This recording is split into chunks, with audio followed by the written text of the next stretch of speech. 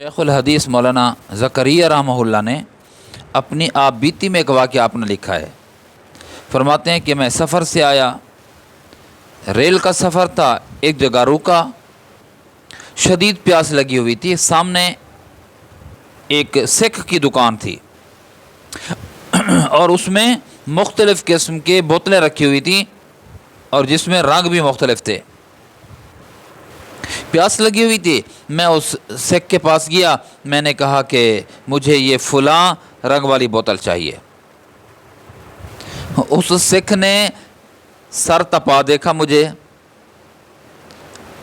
دیکھ کے کہنے لگا جا یہ شربت وربت نہیں ہے، جا یہ شربت وربت نہیں ہے، جا۔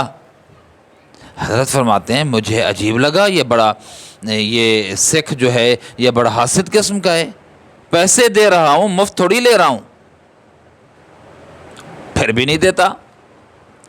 تھوڑی دیر کے بعد وہ بندہ آ گیا کہ جس کے ہاں مجھے جانا تھا، یعنی میرا میزبان آ گیا، میں نے اس کو یہ قصہ سارا سنایا۔ میں نے کہا یار یہ عجیب لوگ ہیں، اور خصوصاً یہ سکھ کو دیکھو کہ میں پیسے نکال کے کھڑا ہوا ہوں، مجھے شدید پیاس لگی ہوئی اور یہ مجھے شربت نہیں پلاتا، پانی نہیں پلاتا۔ اس میزبان نے کہا حضرت یہ شربت نہیں ہے، یہ شربت نہیں ہے بلکہ یہ شراب تھا، یہ شراب کی دکان ہے۔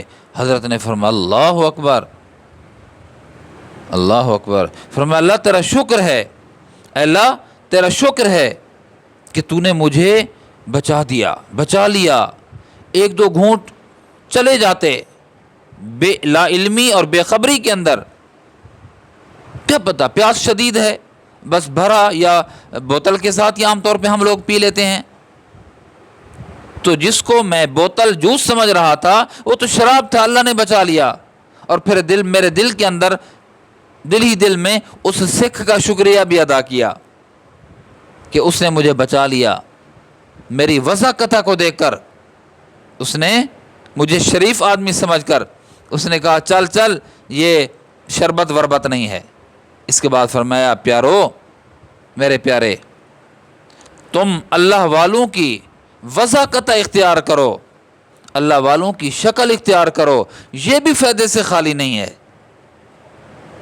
وضاقتہ تھی نا، اللہ والوں کی وضاقتہ تھی، داڑھی تھی، پگڑی ہوگی، سنت کے مطابق لباس ہوگا، نورانی شکل، تو اس نے مسلمان سمجھا اور سمجھ لیا کہ یہ بندہ بے خبر ہے، تو وضاقتہ کی وجہ سے اللہ نے بچا لیا۔